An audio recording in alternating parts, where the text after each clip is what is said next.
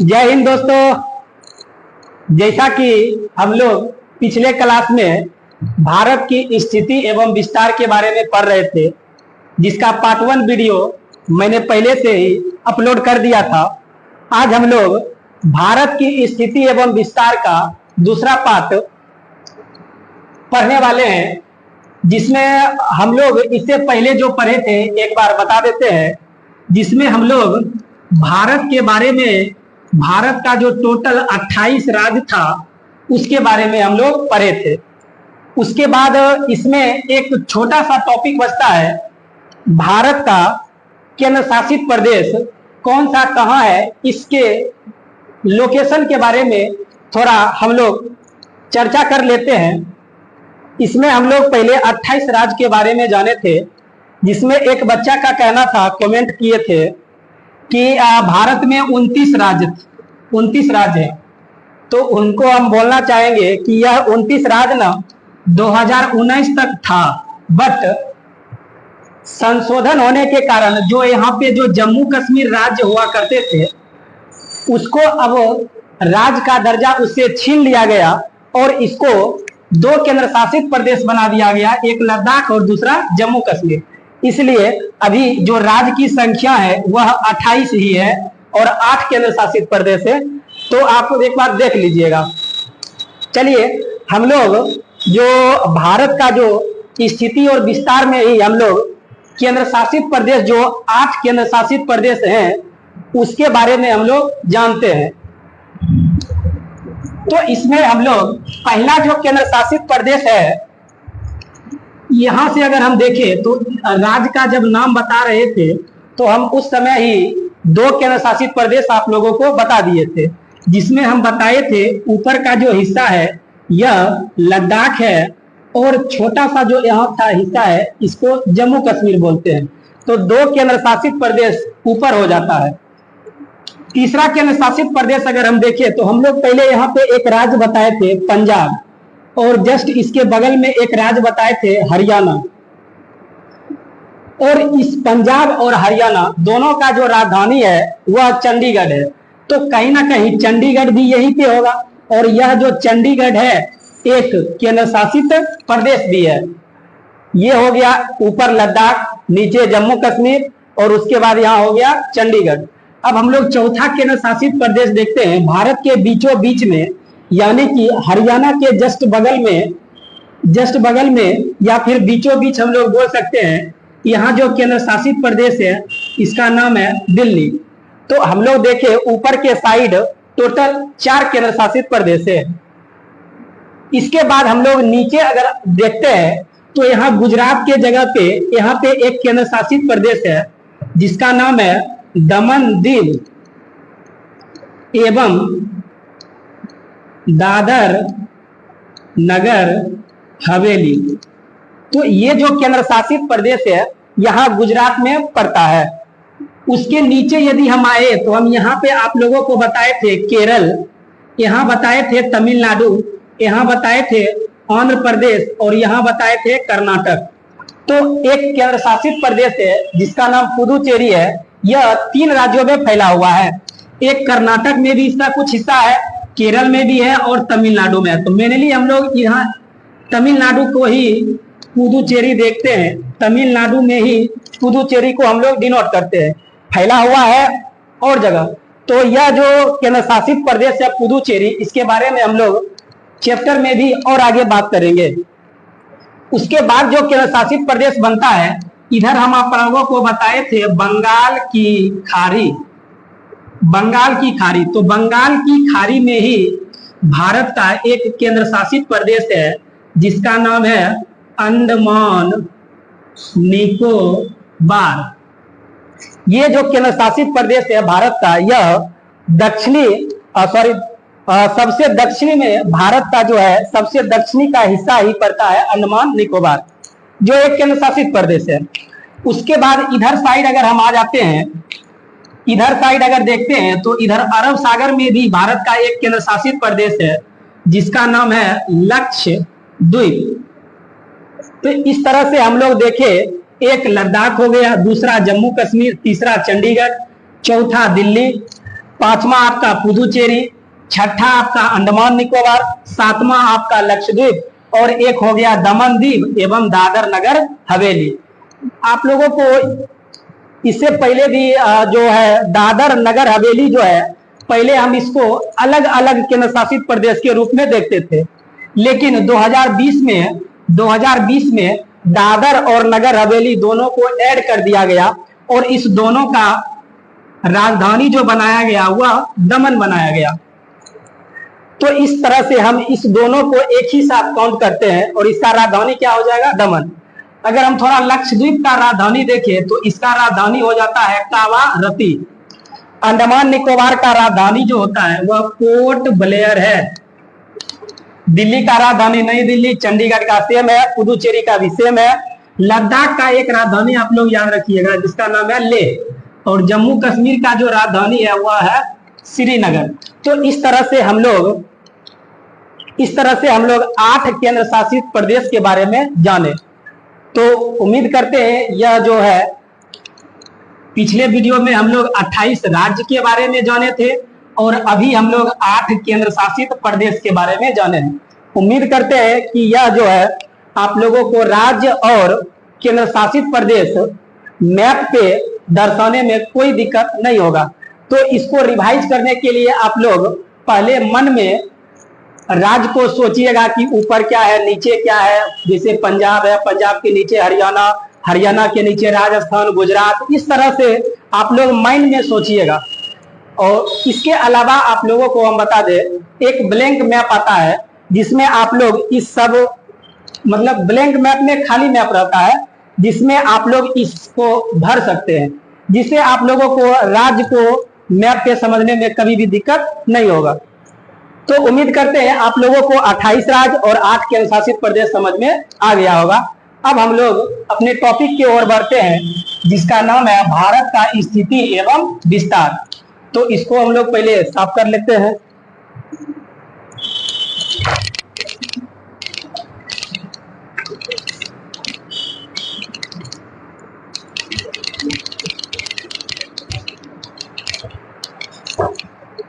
आइए हम लोग अब भारत की स्थिति एवं विस्तार को इसके अंदर जाकर पढ़ते हैं, जिसमें आप लोगों को हम लोग जो है इसमें भारत के बारे में या फिर भारत के अंदर देखेंगे कि भारत का स्थिति क्या है, उसका फैलाव कितना दूर है, इसी सब के बारे में जानकारी लेंगे। तो हम लोग पहले भारत का सामान्य परिचय देख लेते हैं। सामान्य परिचय, तो इससे सामान्य परिचय में हम लोग पहले भारत का नाम देखते हैं। अगर भारत का नाम अगर आप देखिएगा तो भारत का नाम जो है कुल 6 नाम है, जिसमें आपको याद रखने के लिए आपको बिहार याद रखना पड़ेगा। आप लोग को पता होगा बिहार राज्य में रहते हैं तो बिहार याद ही रहेगा। इस बिहार के नाम में ही भारत के कुल नाम छिपे हुए हैं। कैसे, तो देखिए आप बताते हैं इसको ट्रिक से। एक तरह से यह ट्रिक भी हो गया। तो बी से हो जाएगा आपका भारत, आई से हो जाएगा इंडिया, एच से हो जाएगा हिंदुस्तान,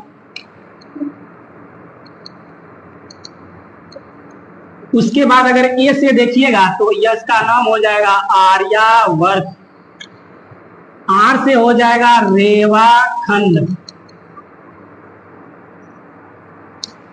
तो इस तरह से हम लोग देखिए भारत के कुल 5 नाम। एक नाम हम आप लोगों को एक्स्ट्रा बता रहे हैं। आप लोग कभी सुने होंगे भारत को ही कहा जाता है जम्मू द्वीप।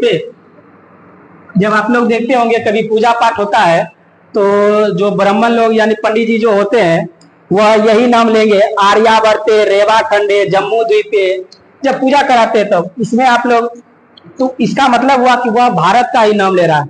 तो जो वो होते हैं वो कभी भी इंडिया का नाम नहीं लेते हैं, कहीं अंग्रेजी नाम है। ये भारत का नाम भरत के नाम पे पड़ा था। इस तरह से देखिएगा ये संस्कृत का नाम था, आर्यावर्त, रेवाखंडे।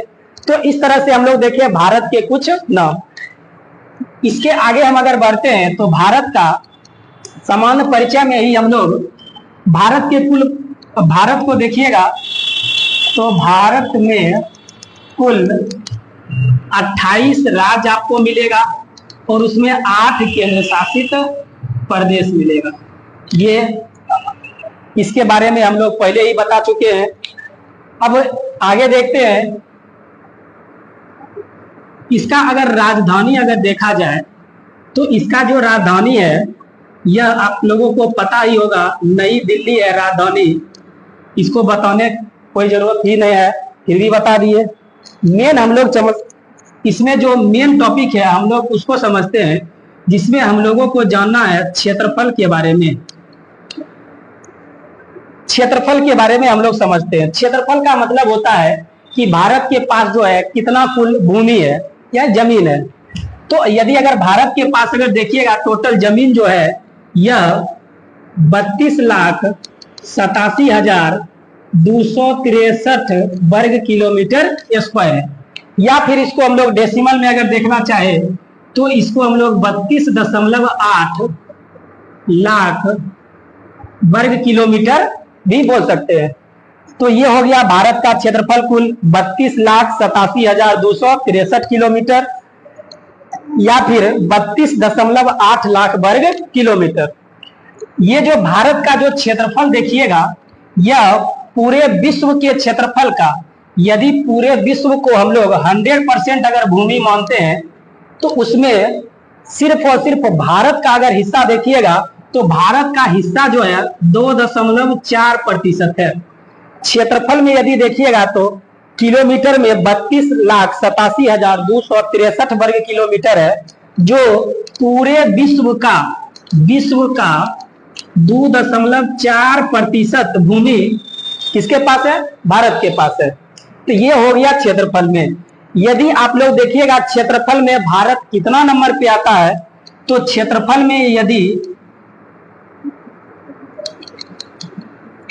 भारत का स्थान हम लोग देखेंगे तो क्षेत्रफल की दृष्टि से भारत का जो स्थान है वह 7वां है। इसका मतलब हुआ कि कहीं ना कहीं भारत से बड़े 6 देश और है जिनके पास भूमि ज्यादा है।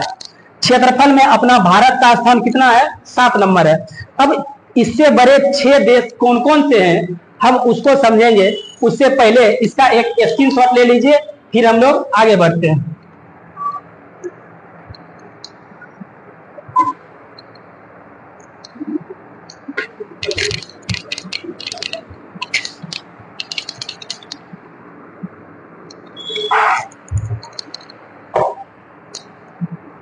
तो आइए हम लोग अब समझते हैं भारत से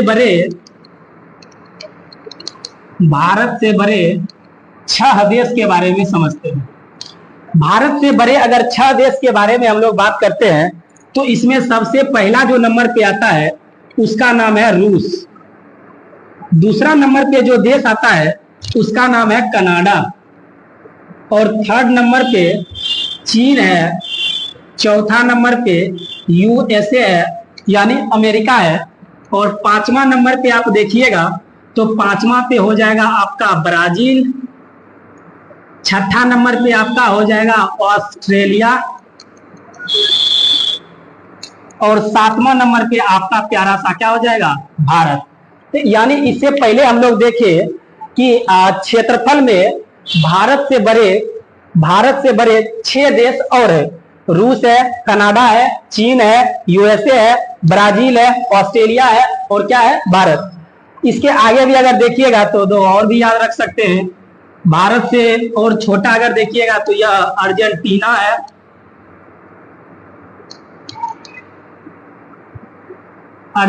है, और 9 नंबर पे अगर देखिएगा तो ये आपका हो जाएगा कजाकिस्तान। ये आपका 9 नंबर पे हो जाएगा। तो हम लोग इसको मेनली आपको 7 तक याद रखना है, ये ऐसे ही बता दिए। तो इसमें सबसे पहला देश कौन सा हो जाएगा? रूस। दूसरा नंबर पे कनाडा, 3 नंबर पे चीन, 4 नंबर पे यूएसए, 5 नंबर पे ब्राजील, 6 नंबर पे ऑस्ट्रेलिया और भारत कितना नंबर पे हो जाएगा? 7 नंबर पे और अर्जेंटीना 8 नंबर पे और कजाकिस्तान 9 नंबर। कजाकिस्तान जो ये देश देख रहे हैं यह पूरे विश्व का सबसे बड़ा लैंडलॉक कंट्री है। लैंडलॉक कंट्री कहने का मतलब हो गया कि यह भूमि से घिरा हुआ सबसे बड़ा देश कौन सा है? कजाकिस्तान। उम्मीद करते हैं आपको भारत से बड़े 6 देश याद हो गए होंगे, जिसमें पहला क्या था? रूस। दूसरा क्या था? अरे कनाडा। 3 नंबर पे कौन था? चीन। 4 नंबर पे यूएसए। 5 नंबर पे ब्राजील। 6 नंबर पे ऑस्ट्रेलिया। 7 नंबर पे भारत। 8 नंबर पे अर्जेंटीना और 9 नंबर पे कजाकिस्तान। कजाकिस्तान क्या है? तो पूरे विश्व का सबसे बड़ा लैंडलॉक कंट्री है। तो आइए हम लोग ये सामान्य परिचय में देखिए भारत से 6 बड़े देश। अब हम लोग देखते हैं भारत की कुछ जनसंख्या के बारे में देखते हैं। तो इसका पहले स्क्रीनशॉट लीजिए, फिर हम लोग इसको मिटाकर बताते हैं।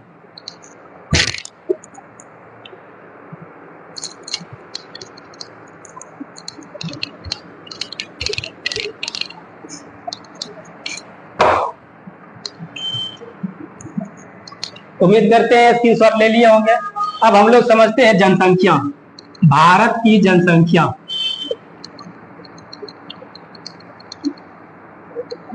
भारत की अगर जनसंख्या का अगर हम बात करते हैं तो भारत का जो जनसंख्या है टोटल 121 करोड़ है।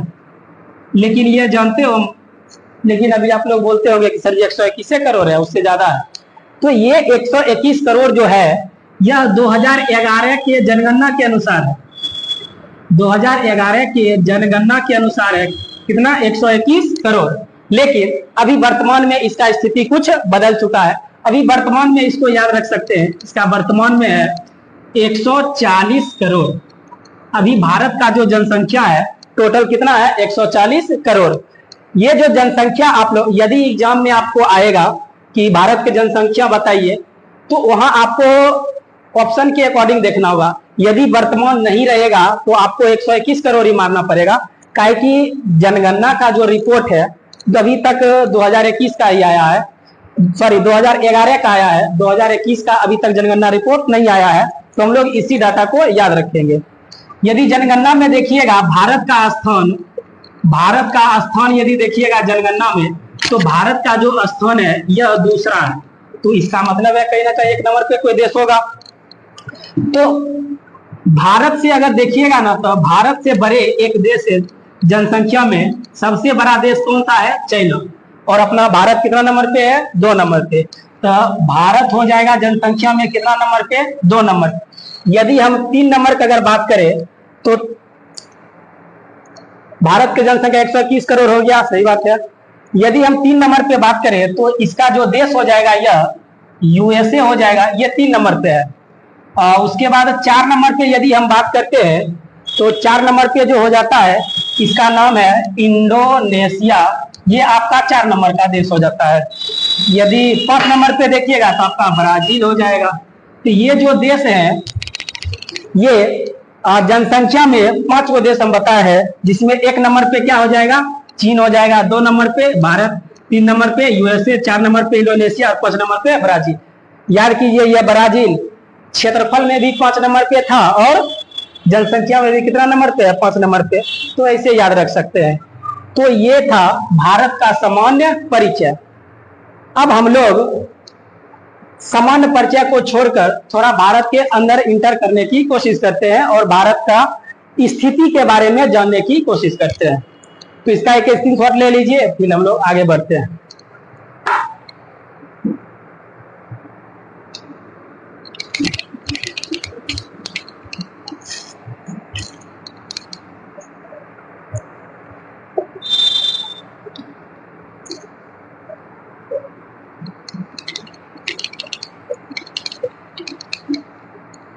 चलिए हम लोग अब जो है भारत की स्थिति के बारे में जानते हैं कि भारत का लोकेशन कहाँ पे है। यदि कोई पूछेगा कि बताइए भारत का जो है, भारत पूरे वर्ल्ड में कहाँ है, तो फिर वही बात आ जाता है कि अब पूरे वर्ल्ड में हम लोग भारत को कहाँ ढूंढेंगे। तो इसके लिए कुछ लोकेशन को फिक्स किया गया है और उसी लोकेशन के बारे में हम लोग जानेंगे। तो उसको जानने के लिए हम लोग शुरू के ही क्लास में आप लोगों को बताए थे कि ये पृथ्वी को हम लोग 2 भागों में बांटे थे, जिसमें इस पृथ्वी के बीचों बीच से एक काल्पनिक रेखा गुजारे थे और उसका नाम रखे थे विषुवत रेखा। विषुवत रेखा। तो इसी के आधार पे हम लोग बताए थे कि ऊपर वाले गोलार्ध को हम लोग उत्तरी गोलार्ध नाम देते हैं और नीचे वाले को यानी कि विषुवत रेखा के नीचे वाले को हम लोग दक्षिणी गोलार्ध बोलते हैं। और भारत का स्थिति यहीं पे कहीं है, ठीक। तो उसके लोकेशन को समझने से पहले हम लोग क्यों ना एक बार वर्ल्ड को बढ़िया से जान लेते हैं, कौन सा लाइन है, क्या लाइन है, विषुवत रेखा, अक्षांश रेखा, इस सब के बारे में जान लेते हैं। तो आइए हम लोग उसके बारे में जानते हैं।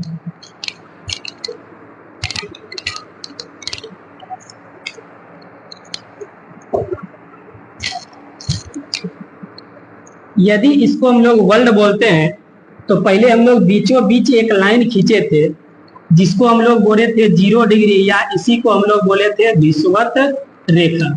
अब देखिए यहाँ पे विषुवत रेखा जो है, विषुवत रेखा यह बीचों बीच में है, पूरे वर्ल्ड के बीचों बीच में है। अब ग्लोब पर जो है ना, इसके अलावा भी कई काल्पनिक रेखाएं खींची गई है। इसके समांतर में कुछ रेखाएं नीचे खींची गई है, कुछ रेखाएं ऊपर खींची गई है। तो ये जो लाइन खींचा गया है इसका कुछ ना कुछ महत्व है। तो पहले हम लोग समझते हैं इस लाइन को कहते क्या है। तो यदि विषुवत रेखा के चाहे ऊपर जाइए या फिर नीचे जाइए, तो जो यह समांतर लाइन है विषुवत रेखा के समांतर, यानी कि सुतल जो लाइन है, इसको हम लोग बोलते हैं अक्षांश रेखा। इसको हम लोग क्या बोलते हैं? अक्षांश रेखा। तो अक्षांश रेखा जो है यदि देखिएगा तो यह विषुवत रेखा के कहाँ है? समानांतर, ऊपर की ओर है और नीचे की ओर है। इसको हम लोग कौन सा रेखा बोलते हैं? अक्षांश रेखा। तो अक्षांश रेखा, बताइए ये जो लाइन खींचा गया है, ये जो लाइन खींचा गया है, ये कितना लाइन खींचा गया? ये क्वेश्चन आता होगा दिमाग में। अब लाइन खींचे हैं तो हम लोग कितना लाइन खींचे हैं? तो ये जो अक्षांश रेखाएं हैं, यह देखिएगा तो विषुवत रेखा के ऊपर अगर जाइएगा ना, तो ये लाइन का जो संख्या है वह 90 है। कितना है? 90। और विषुवत रेखा के जब नीचे आइएगा तो इस लाइन का संख्या कितना है? 90। और बताइए बीच में एक और लाइन आया था जिसको क्या बोले थे? विषुवत रेखा। तो इसका मतलब है कि एक लाइन और आ जाएगा। इसका मतलब हुआ कि अक्षांश रेखा का संख्या जो है ग्लोब पर काल्पनिक रूप से 181 खींचा गया है। कितना खींचा गया है? 181। ये हम लोग किसके बारे में समझे? अक्षांश रेखा। अक्षांश रेखा किसको बोलेंगे? तो विषुवत रेखा के समानांतर खींची गई रेखा को हम लोग क्या बोलते हैं? अक्षांश रेखा। अक्षांश रेखा की संख्या कितना है? विषुवत रेखा सहित 181।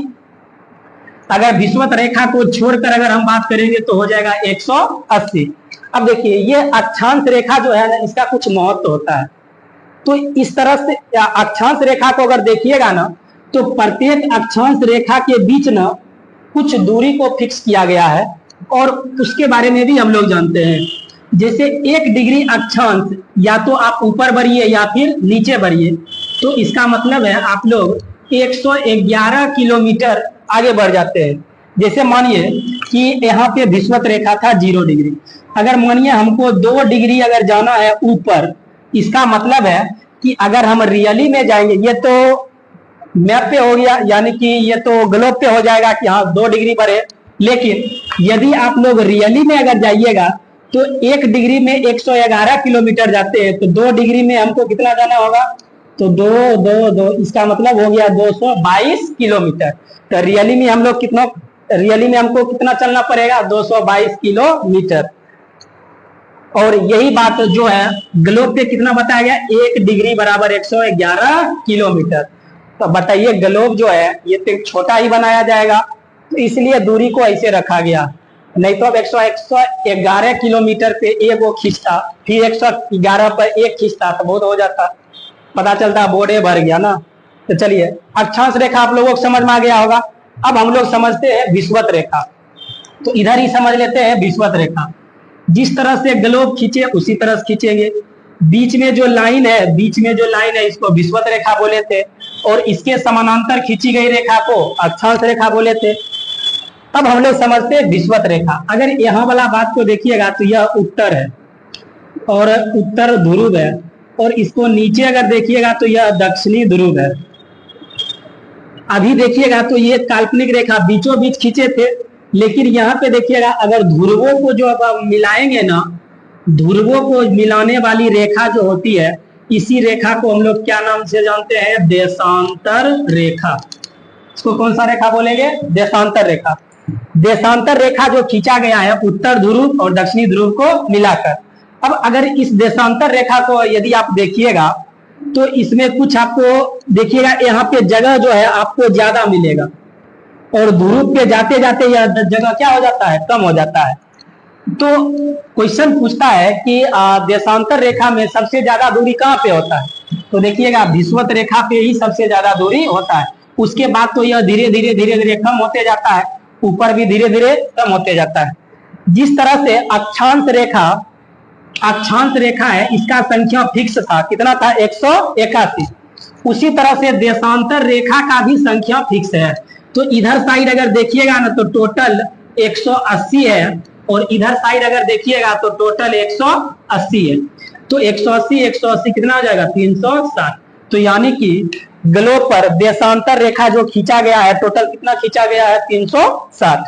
अब देखिए, अक्षांश रेखा का हम लोग समय का पता करने में भी यूज करते हैं, सॉरी समय क्या बोलते हैं, मौसम के बारे में पता करते हैं। वही देशांतर रेखा को हम लोग समय के बारे में पता करने के लिए यूज करते हैं। तो इसमें आप लोग याद रखिएगा, आगे इसका प्रयोग हम लोग बताएंगे। तो इसमें एक बात और याद रखिएगा, जिस तरह से 1 डिग्री अक्षांश में हम लोग ऊपर बढ़े तो कितना किलोमीटर गए? 111 किलोमीटर। देशांतर में भी सेम बात है, लेकिन देशांतर में एक बात आपको एक्स्ट्रा याद रखना होगा कि यदि 1 डिग्री देशांतर को अगर हम पार करेंगे तो उसको जाने में 4 मिनट का समय लगेगा। 1 डिग्री देशांतर को यदि हम पार करते हैं तो कितना समय लगता है? 4 मिनट। बस आपको इतना बात याद रखना। तो यहां से हम लोग क्या समझे? अक्षांश रेखा, विषुवत रेखा और देशांतर रेखा। अक्षांश रेखा किसको बोले? तो विषुवत रेखा के समांतर खींची गई रेखा अक्षांश रेखा, जिसका संख्या कितना था? तो 90 ऊपर 90 नीचे, एक बीच में, तो 181। 1 डिग्री अक्षांश जब हम बढ़े थे तो कितना किलोमीटर गए? 111 किलोमीटर। देशांतर रेखा किसको बोले?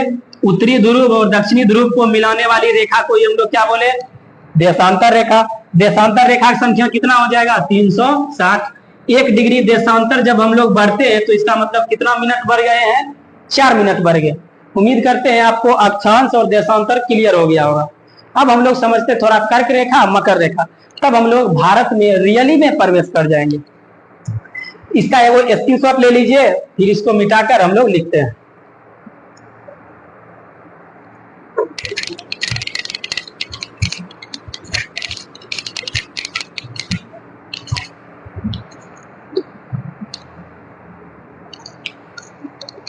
आइए हम लोग अब कर्क रेखा और मकर, चलो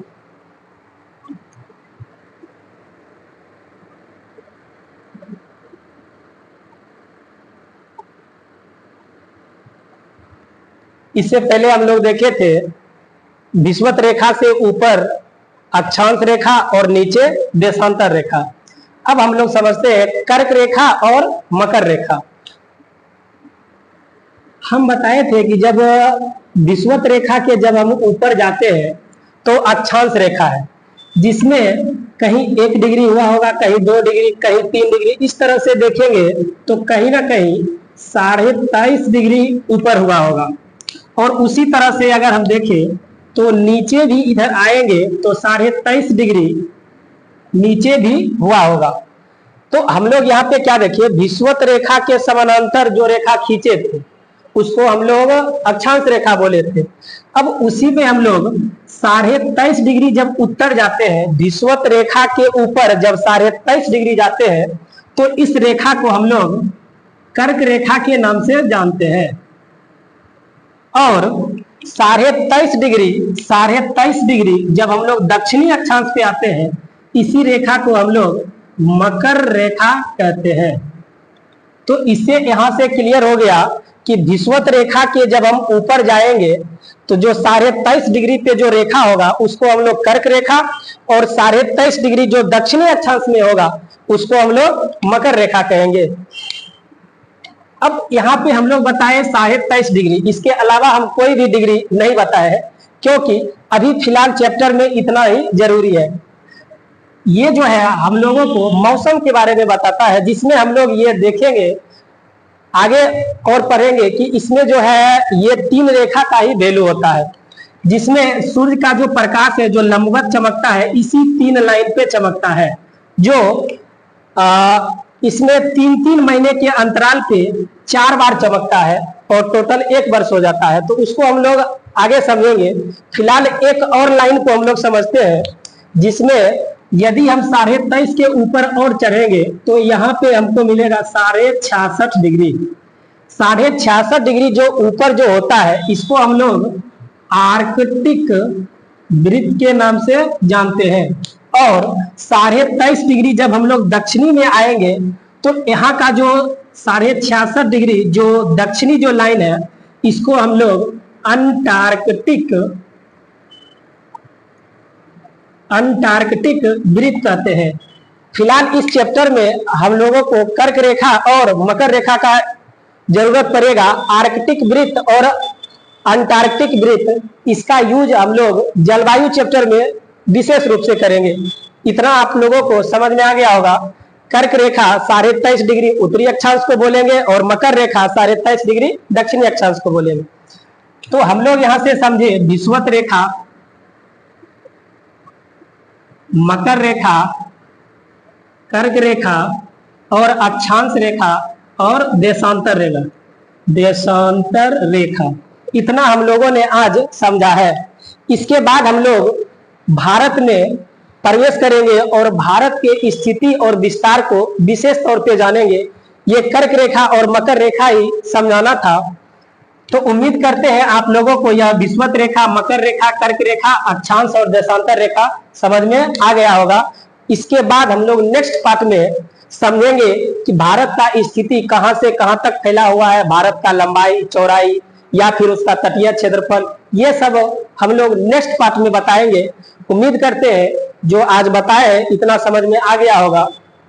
तो मिलते हैं नेक्स्ट वीडियो में। और यदि आप लोगों ने चैनल को सब्सक्राइब नहीं किया होगा तो रिक्वेस्ट है कि सब्सक्राइब कर दे और वीडियो को अगर वीडियो यदि अच्छा लगता है तो लाइक जरूर करें। धन्यवाद।